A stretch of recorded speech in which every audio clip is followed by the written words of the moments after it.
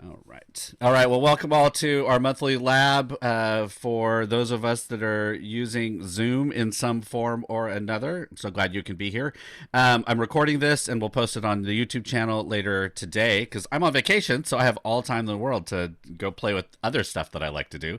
As always, when you speak, I don't moderate this that heavily, but when you unmute and speak, if you could always just remember to share your name, your pronouns, and maybe where you're serving, just to give a little bit of context, and then ask the question or give your thought. Try to keep it kind of in that three strikes you're out rule. Let's make sure that everybody kind of gets to talk. If nobody else is in the space, feel free to jump in, but just to kind of be aware of space. Today, I'm going to do something a little bit different. I used to, way at the beginning, would do some presentation, and then we've just kind of moved into discussion. But I've been working on some other thoughts as I've been continuing to work with presbyteries and other judicatories with pastors who are thinking about some of this, and we've all progressed, right? We've all been moving through stuff, and we're kind of in new space. I think many of us have gotten to the point where we're so much experts that we're now forgetting the basics. I've seen that happening a lot too. It's like more and more people are forgetting to unmute. But we all know how to do that. But it's just that kind of, we get to the point where we're comfortable, and then we just, who knows. So I'm going to show you part of a presentation that I've been doing. So free for you all today, this comes off of our congregation's decision to go to hybrid, and which it took us a while to decide whether we're going to do that. But all right, so I'm just so you know, this is not the full present. This is only part of it, but that we, how I define hybrid is going to be different than how you might define hybrid, only because a hybrid is going to be so contextual. But how I work towards kind of a pure hybrid service, and I don't use the word pure very often, but is that a true hybrid service for me would be that an in-person and remote participants, that you essentially have the same worship experience. Now, it's not in terms of it is replicated in the same, but it is in a sense that it feels like no matter how you join in a worship experience, that you'll have a good worship experience. So it doesn't feel like you lost something by being in one or the other, or that it at least feels somewhat equal and centered on a variety in both places. So that's kind of where I'm going with this. I'm going to flash to a few slides just in case you're interested. So we did a survey, and if you've seen the link I've shared in the Zoom group, that survey is there for you to use. If somebody wants to find it, you can share it in the chat. We just asked questions about hybrid. We gave all definitions of different kinds of options, and asked rating from 1 to 5, 1 being the first choice for us. What would you want to do? And we asked a bunch of questions. Well, a bunch. We asked 10 questions. One was about faith formation. Hybrid came out number one. One was about inward connections with each other. Hybrid came out number one. Outward connections. Hybrid came out number one. And then our final most faithful decision, hybrid came out number one. This was all in light of folks had no idea what hybrid was going to look like. We laid out possibilities, but there was never a sense of people knew exactly who,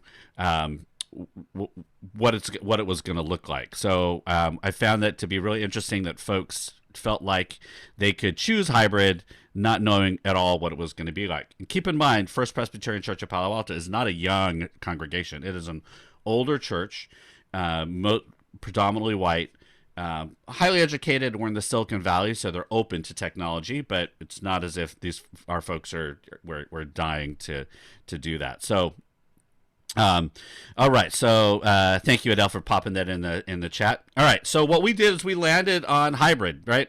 We landed on providing one hybrid worship experience. It was the overwhelming choice. And again, the people had no idea what it was going to look like. So we will begin a hybrid experience. And the way that we are verbalizing it is saying that starting August 15th, we will be expanding our worship experience to include an on-site option. So we're not talking about reopening, relaunching. We're just expanding what we believe is a fairly positive, engaging worship experience that you can now show up and be online. So now we're trying to figure out, okay, what does this actually look like? And this is where the anxiety gets shifted from the congregation in many ways to staff and leadership and worship folks who are trying to figure this out.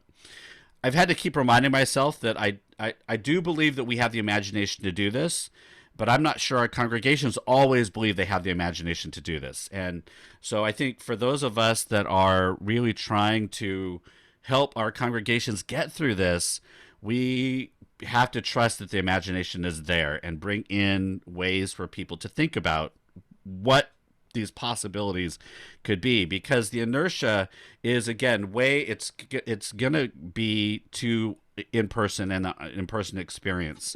And so I want to make a few assumptions before I jump into the disruptions that I think we will experience. The first is this: is that just the assumptions, don't underestimate the desire to return back. I mean, I think this is a natural thing.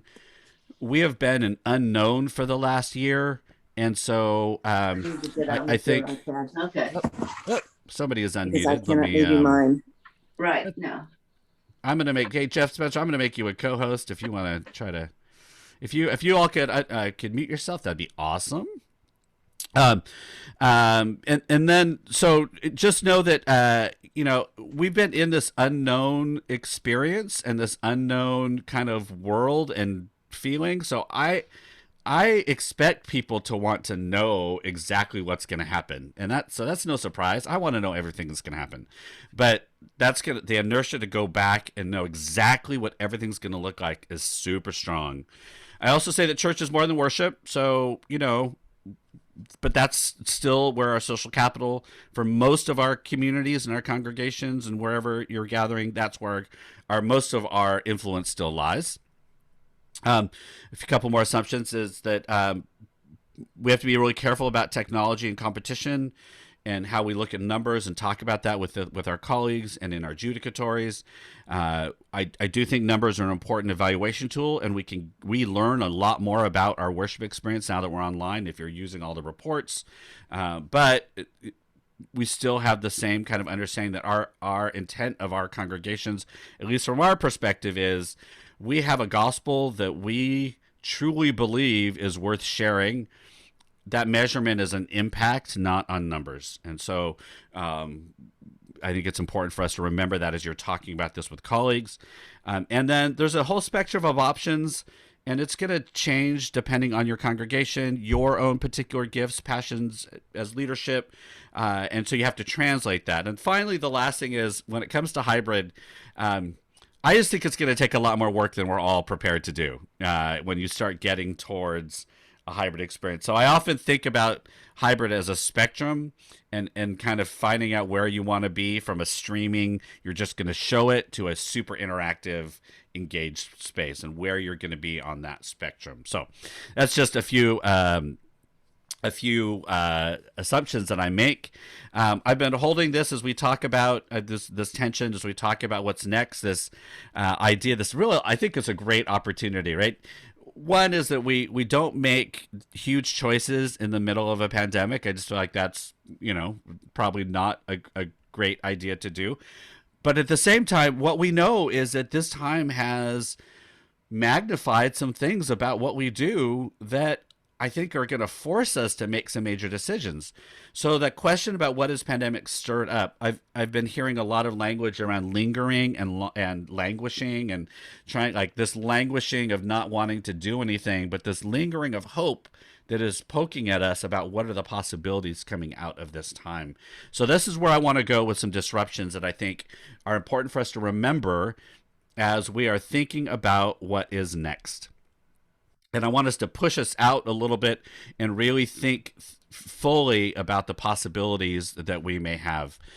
So disruption number one is to reimagine rather than replicate. So not just what we did and what we're doing, but what is actually going to be next. How Will you reimagine the experience that you're offering, whether it's whatever kind of gathering it is? For most of us here today, it's a worship setting. What does that really begin to look like, and where are you going to push on things? Because we have an opportunity now to step into some new spaces that we didn't have before. I think about this idea of pruning and planting, our rituals and our patterns for gathering.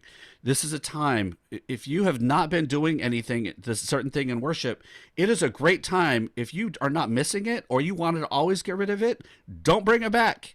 Or if there are things that you've done that seem like there's some possible, kind of some roots that can be planted, plant those things.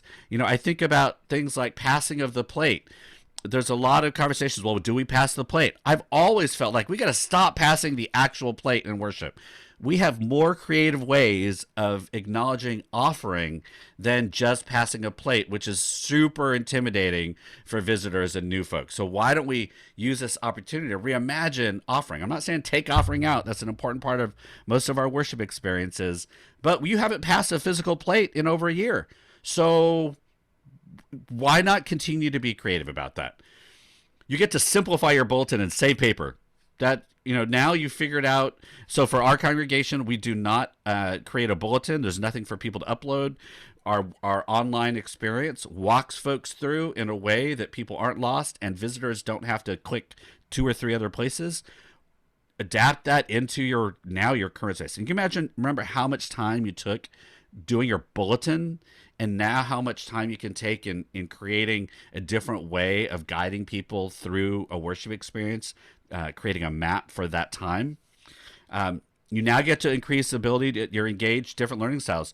Images, I think if you are preaching now using video and other things, if you're not spending a good chunk of time thinking about the imagery that you're using, it is a lost opportunity to speak to people in different ways. You can use Pexels, which is a free image thing.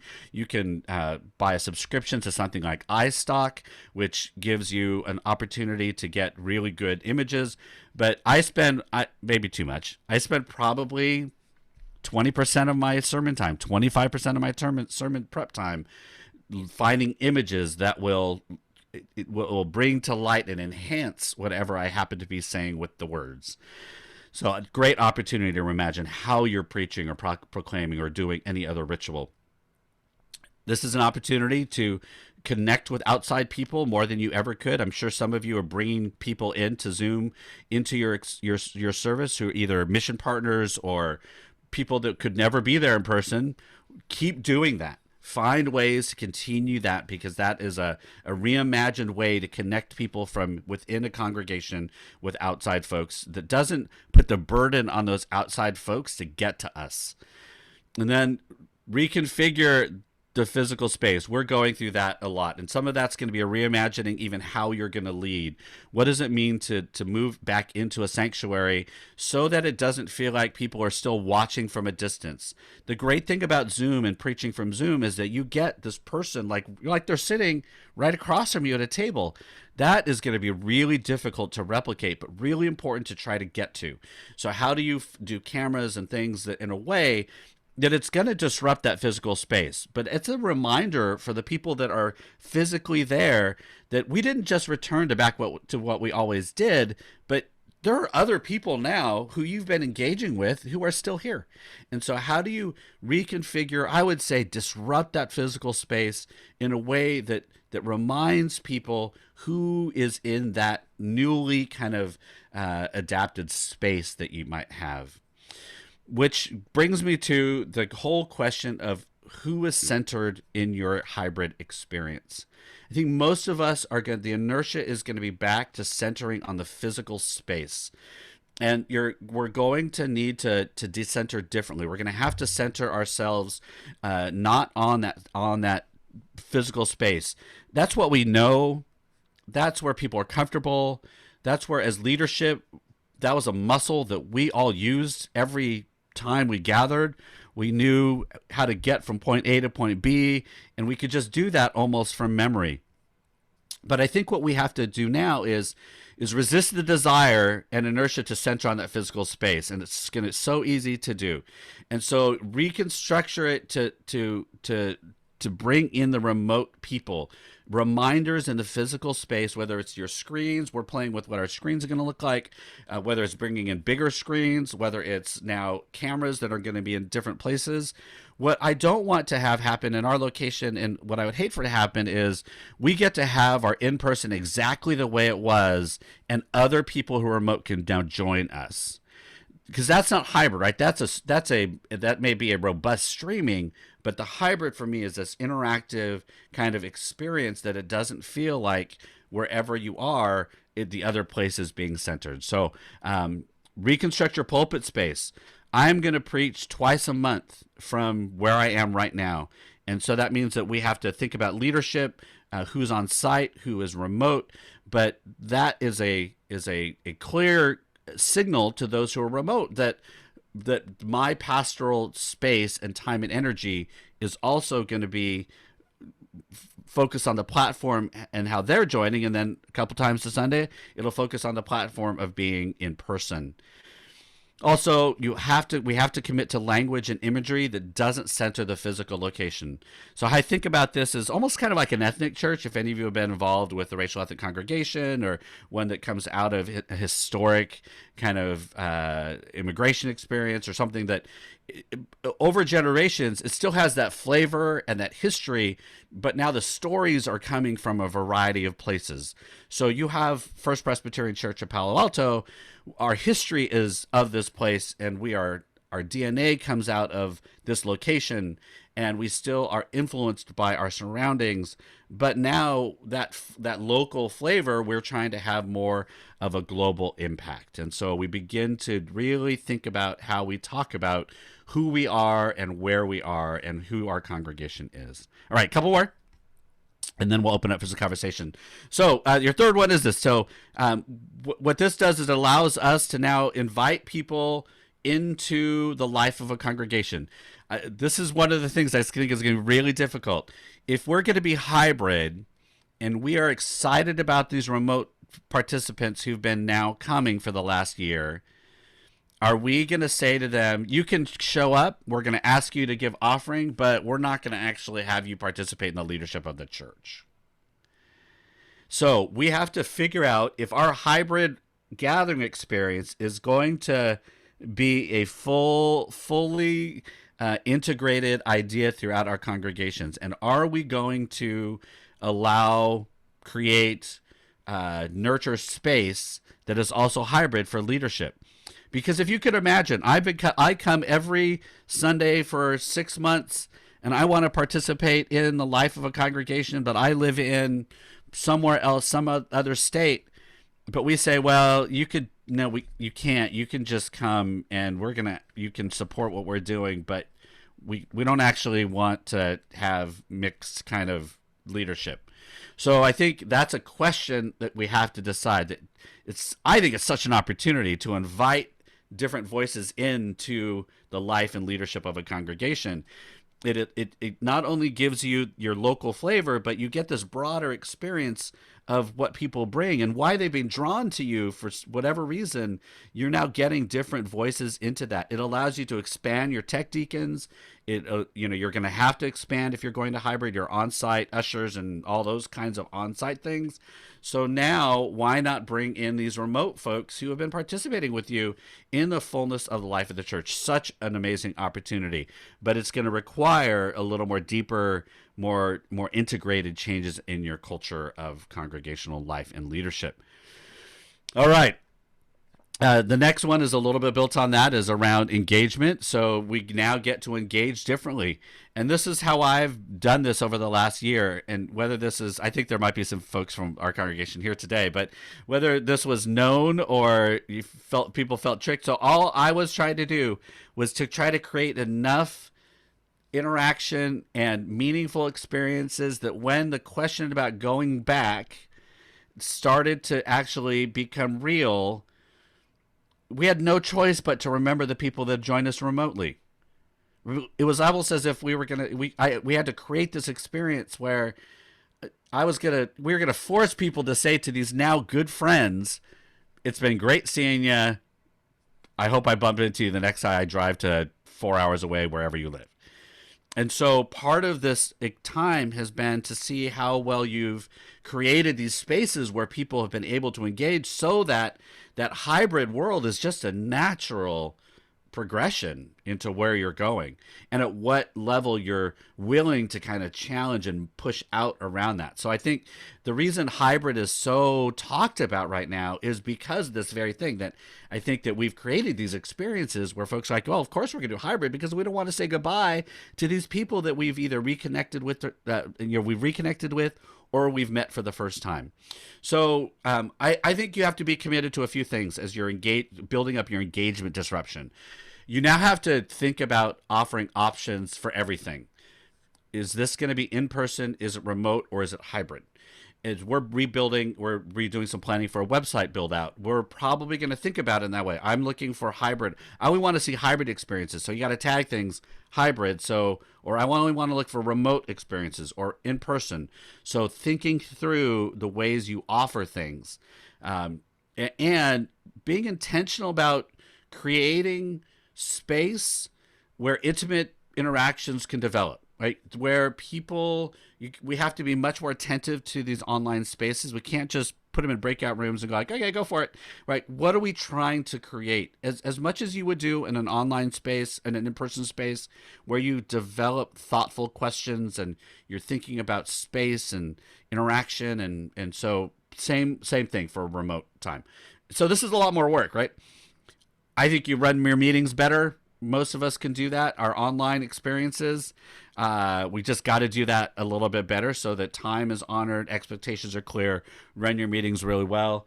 I didn't put my book up here, but I have a new book out. I do a whole chapter on how do you extend kindness in meetings, and so I think that is crucial to building good engagement. And then lastly, your design, your social media, your electronic interactions, they have to be actually valued and no more a begrudging afterthought. If there is resentment about having to do this stuff, it is not going to go well. This has to be a committed part of the life of your congregation. Your design and your look, your social media, and how you are engaging with people electronically, meaning everything from your forms to your website to just to understand the ways in which people are engaging these days has to center as well on that electronic space. All right, two more. This one's pretty fast. All right, so invest in technology, your equipment. This seems very simple, but the reality is we know that our budget is a document that shows where our commitments lie. I think in some ways we do have to remember that most churches are probably not going to have to spend a ton of money that has that people are thinking about. I think there are folks that are resistant, that they're just assuming or will say we're just going to have to spend too much money. Well, people don't even know what too much is, right? And many of our churches, some have probably funds to do that. Your judicatories are offering money. Don't let this idea that it's going to cost so much money that you can't do it sideline the conversation until you really know how much it's going to cost. Because most congregations, at least for sound, already have everything you need, and it's just figuring out how to plug in the right things to the right places to get the sound to sound better. Now, video and that kind of thing might require a little bit more, and your camera work, obviously, from many churches will require a little more. But value the time, invest in your staff, pay for training, make sure staff know this is not on top of everything that they do. Make sure your sessions or your boards or your leadership councils, whatever they are staff. This is not in addition to everything else. This is part now of who you have been called to lead a congregation. And then always practice. All right, last one is this. And I think this is the most important thing for us right now, is in this time of disruption. This is the time to take on the taboo. This is the time to go ahead and think about your worship times, think about your style, the order. Like, this is just like, people have been disrupted and they, have survived, right? And in many of our experiences, even thrived and seen more people or new people or reconnected with people. This is a time to remind them that they've done all this, and the walls of your church are probably still standing, right? And that they've adapted really well. So I think this is an opportunity to both kind of point out the fact that we can do things that might have seemed a year ago super dramatic. And now for it's like, oh yeah, the time actually isn't as important as I thought it was going to be. Oh, I didn't the style. We got to bring in new people to do music. Before I might have been like, oh, I don't want that. We've had to change the order and what's in worship. Oh, now I've realized that some of this stuff doesn't like such an opportunity. And at the same time, this is just for me an expansion of communities that have seen themselves as adaptive, and if you are in that progressive world, that we are open to new things. And so now we're just living that out in the life of our worship experiences or life of our meetings or whatever. Like this is kind of a theological openness to the expansive experience of what it means to be people of faith. And, I think if you can help people think about theologically, the disruption is no longer this huge negative like a cavern of an earthquake, but the disruption is a poking into jarring us into thinking about what might and what could be. And the last thing about this disruption thing, hybrid is super in the air. Everybody's talking about it. It's not as if we're like you're not some rebel by talking about hybrid. Like everybody's talking about it. And now we get to help people think through it a little bit more. And that's where I think is a great opportunity and gift for us to be able to offer to our people that we're serving. All right, so there's a little bit of what I've been working on to think about. This is part of a larger group of presentations that I'm doing, but you can feel free to grab any of this stuff. All of my slides are always on slideshare.net at Bruce Reyes-Chow. And that hybrid resources piece is, I think somebody might have put that in there. You can feel free to liberate as much or all of that as you want. And then our Facebook group is obviously there. And you can always drop me a note. I may not get in touch with you over the next couple of weeks because I'm on vacation. But my autoresponder is I will be slower in responding to folks now. So I was always slow, but now I'm just going to be slower. All right, I'm going to stop sharing. Open that up now. So thank you all for indulging me. I'd love to let's take a little bit of time to get some feedback, questions, thoughts, additions, anything. Feel free just to use your raise hand. We have more than a screen full of people, so I'll need you to use your raise hand, and if nobody's doing that, you can go ahead and unmute. But if you could use your little raise hand and down in your reactions, that would be awesome. If you have any questions, thoughts, and I don't know if you know that if you upgrade your Zoom, you can now give people more emojis. You can also turn that off. So just FYI, I did not turn that on for you all. So, oh no, actually it is on. Look at that. Great. Feel free. All right. Questions, thoughts, reactions. That compelling. All right. Adele.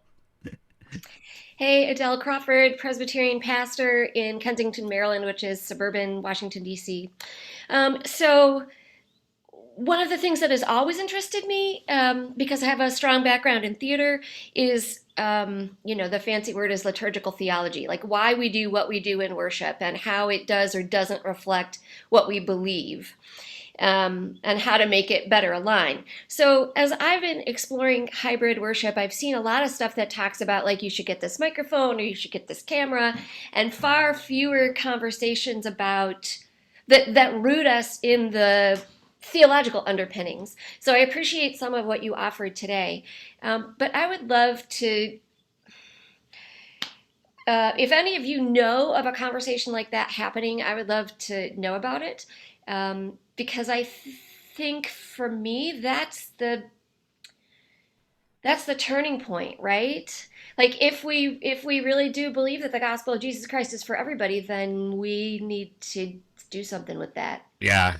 Thank you. So the beginning of that presentation, I start with the scripture where Moses is calling the workers to build a tabernacle, and to talk about the idea that the tabernacle is mobile and movable, and it wasn't permanent, right? And the workers and the talents and the gifts were all present. And so to build that idea that what we're creating isn't about, we're creating this space where we can gather to worship the Holy One, And so those gifts are there, and how do we now gather those in, and what are we building? I mean, so there is a lot of conversation that can happen, but that's an excellent point, Adele. Thank you. I mean, for folks like, if it's just the trappings, it was kind of like, you remember all emergent church time? Like, we all went through that. And, you could walk into a space and like, oh, coffee and cafe tables there, but that's really because they thought that's what they needed, as opposed to that actually infiltrated the rest of the congregational life. And that's really important for people to realize, that it isn't just about the things. And that's why I think if you're going to do hybrid, it can't just be hybrid on Sunday morning if that's your primary gathering time, because it's almost a bait and switch, right? It's like, we have you got cool coffee and couches, and you can come hang out here, but then once you get on the next level, we're just as staid and rigid as everything else, and there's no coffee and no cafe once you get beyond Sunday. So I think that's a really good point, Adele, is to how do you think theologically and almost and organizationally around what you're doing? I mean, I think that. Thank you, Adele, for bringing that. John, you have your hand up. Go for it. Oh, and then Alexis. Sorry, I didn't see you, Alexis, but I'll call John and then Alexis. Yeah, I'm John Carr from Edmonton, Alberta, in Canada, and I'm retired clergy, uh, but in the congregation that we're part of, I'm the team leader for communications, uh, something that has gradually evolved because my specialization in ministry has been pastoral care and pastoral psychotherapy. Um, Early on, we began to think of the congregation in the sanctuary and online as a mixed presence event. So we use that, or at least I do anyway, and try to encourage others to use that rather than hybrid. Can you say something about why you choose the word hybrid? Because I'm from California.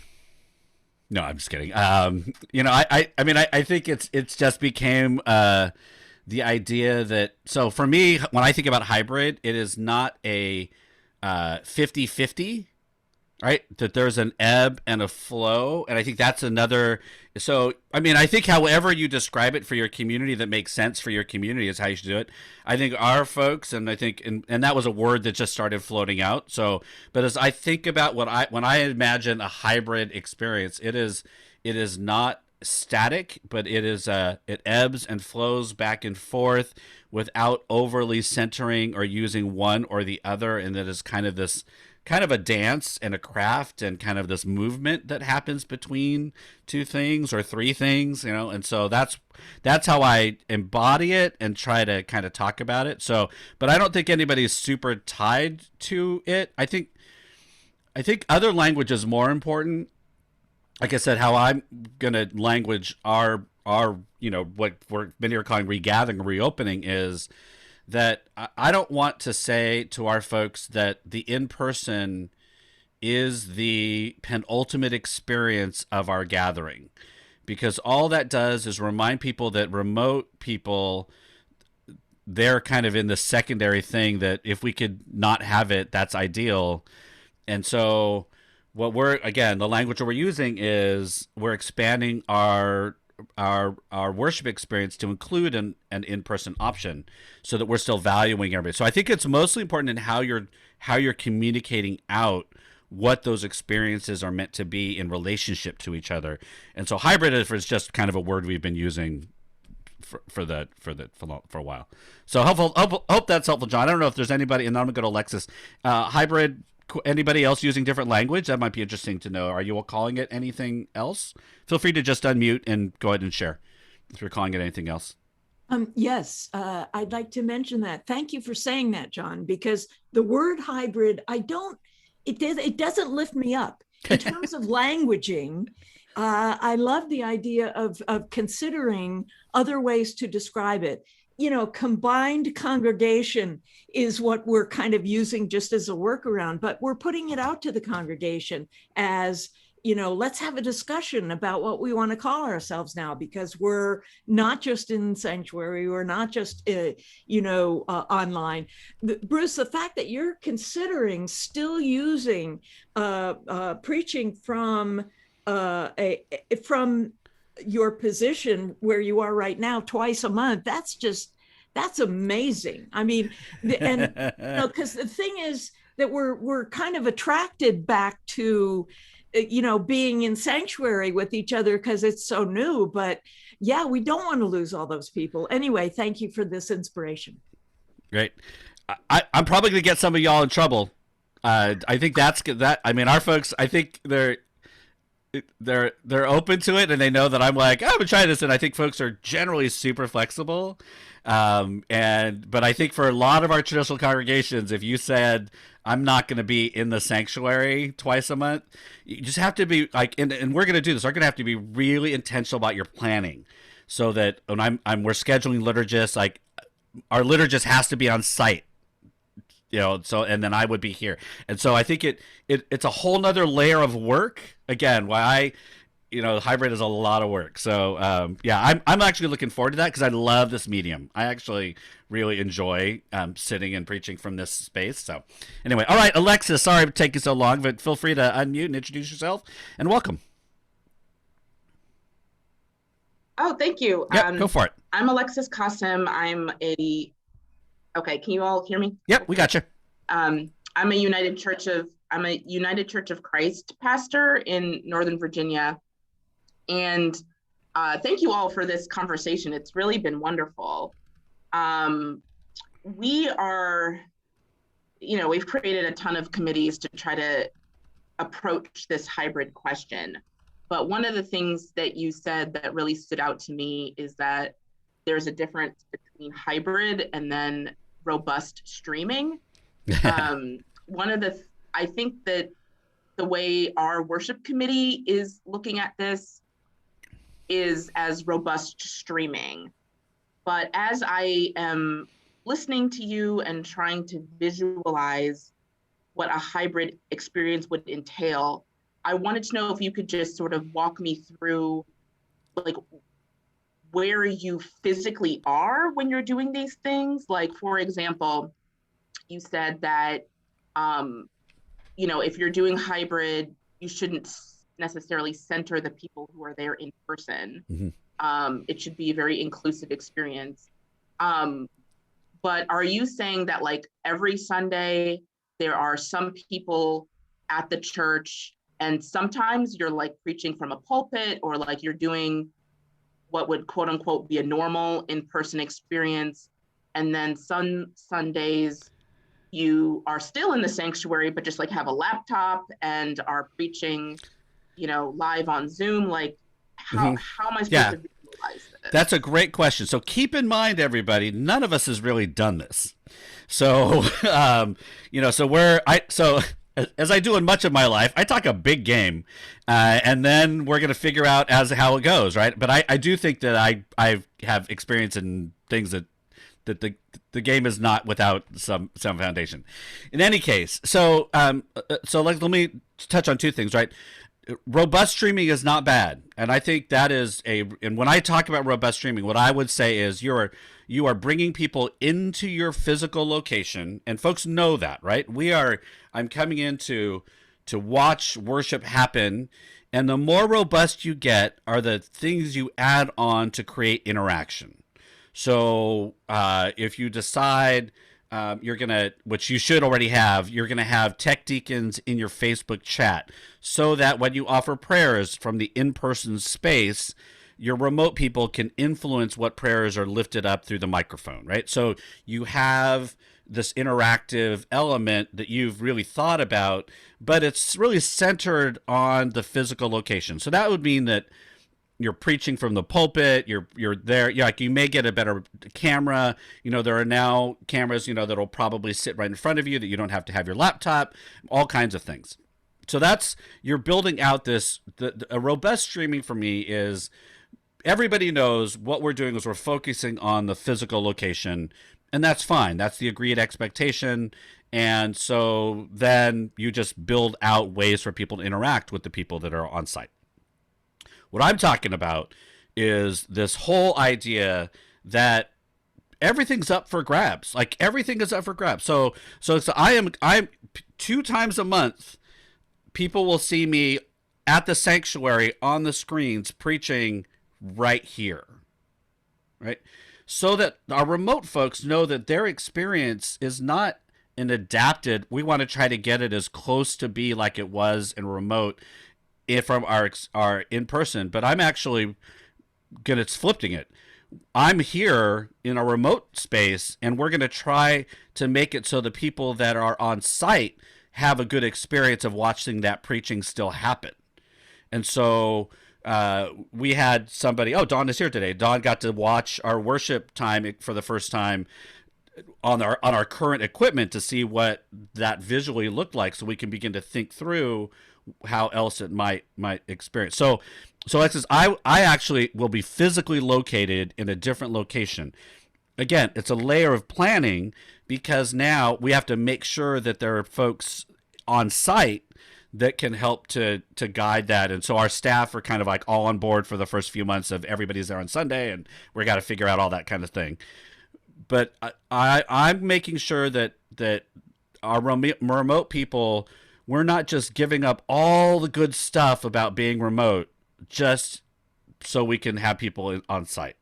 It's the other kind of things that I would think about, Alex. It would be how you have enough disruption in the physical location to remind people from the physical location that there are other people, and how do we make sure that they know and can see and interact. And this is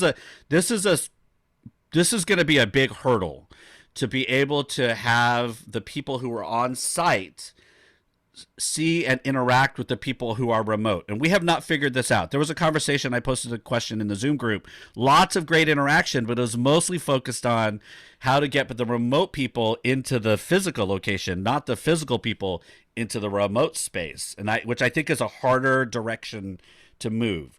So we're going to try to figure it out. The great thing about our committee that thought about this is we landed with, we could take on anything. We'll just try it and figure it out, which is a great attitude to have. So now we're trying to find out baseline, and now how do we actually do that? So I think take advantage of, again, that last disruption I talked about. Take advantage of every opportunity that this time is giving us. Never waste a good crisis, right? That kind of idea. So I hope that was helpful, Alexis. I'm glad you joined us today. Thanks for being with us. Is it Jolyn? Jolyn, I saw your hand up. I don't know. Yeah, Go for it. Sorry, last question, huh?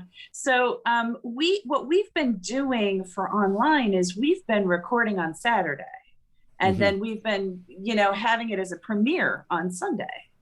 So and the reason we started doing that was we had some trouble getting Zoom to live stream the day of. We got around Easter last year and it became scary.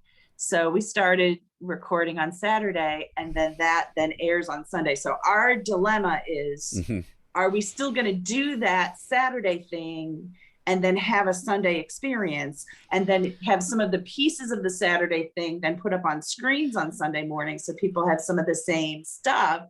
Or are we going to live stream what we're doing Sunday morning and like reinvent that whole thing, which it kind of blows my mind even thinking about it. Yeah. So I guess I it sounds to me like what you're saying is live stream and figure out how to make it so you don't have the catastrophe of Zoom not working, but I'm not sure how to do that.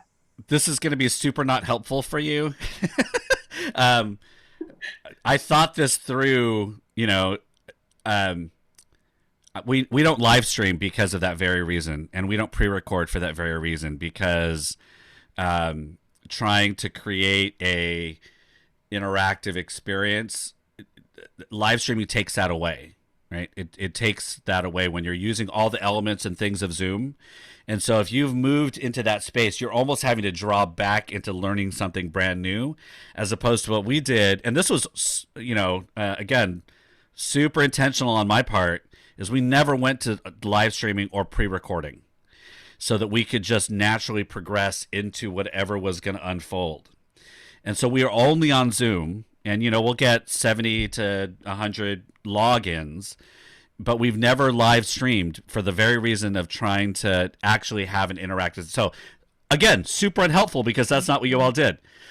But I would say that part of it is if you want to have this more interactive piece, how much disruption are your folks really comfortable with at this point? Like, are you asking them? Like, I don't think we're asking our folks to make a huge step. Like, it's not going to be jarring.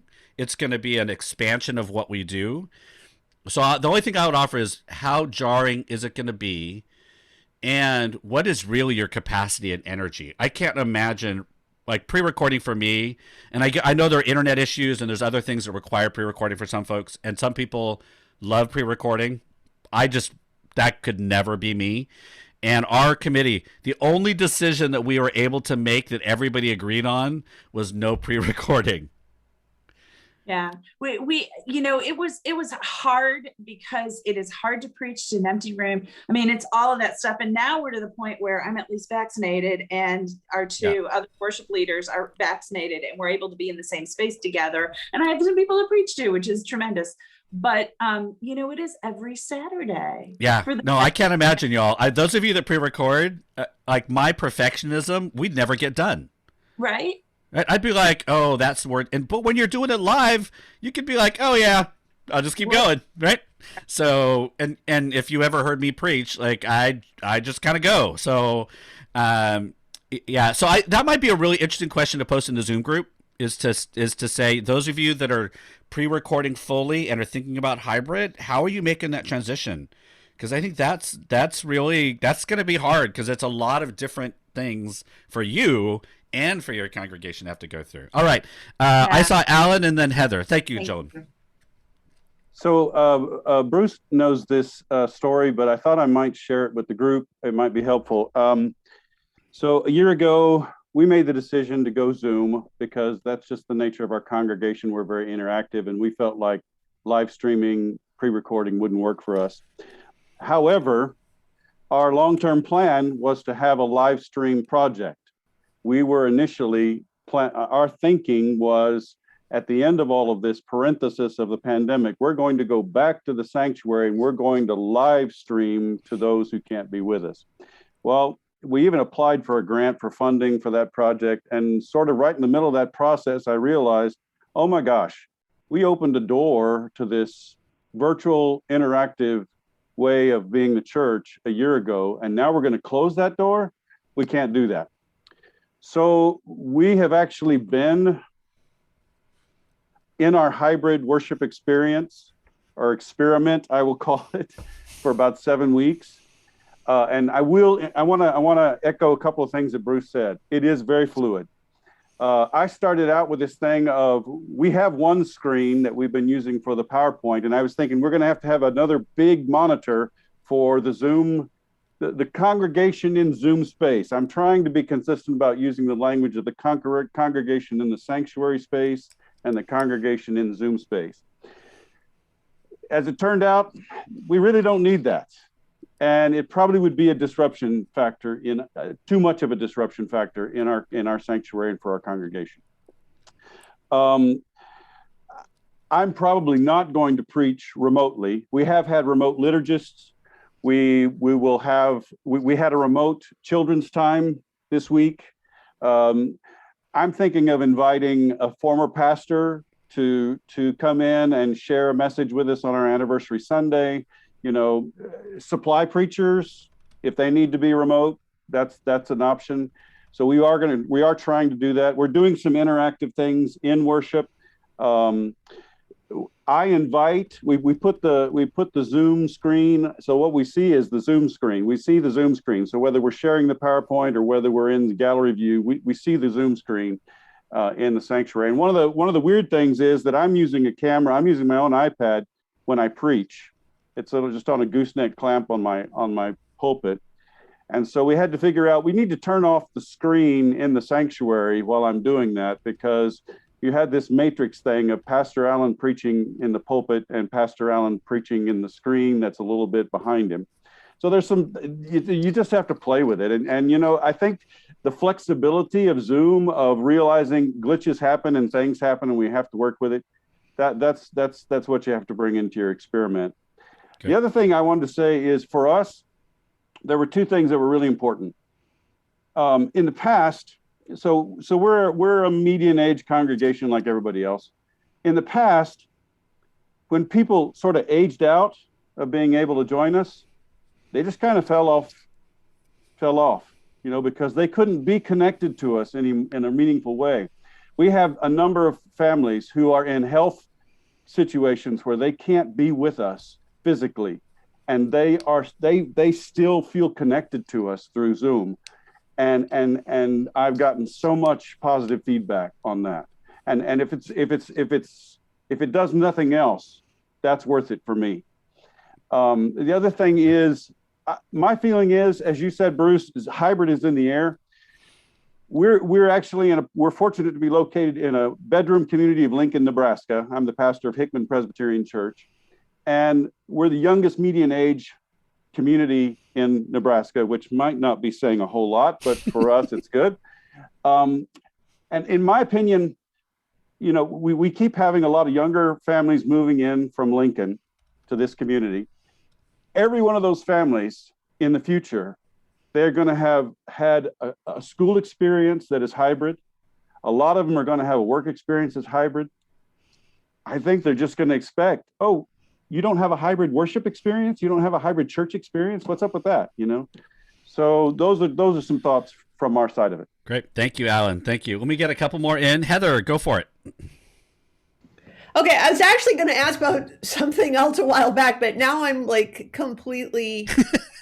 So Alan, I'm living your life. Okay, so I'm the pastor of a Presbyterian church in downtown Albany, New York, and our presbytery had grants. We're 100% on Zoom.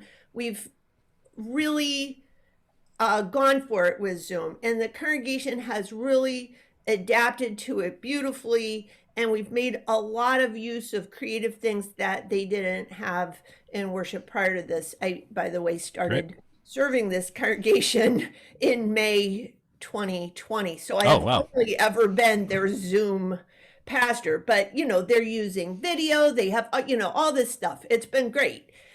But the Presbytery had a grant for live streaming equipment. And anytime anybody offers my congregation money, like it's a tenet of faith for me, like you know, like you say yes, you know. And so we installed this system. We have yet to use it. It's 2 remote cameras. It's connected to a laptop. It's in the sanctuary. It's nice. It's a nice system. So that had me thinking, okay, we go into live streaming once we go back. I've been working on this now for a couple of months, like, okay, we need to have it be hybrid and the live stream element needs to be interactive.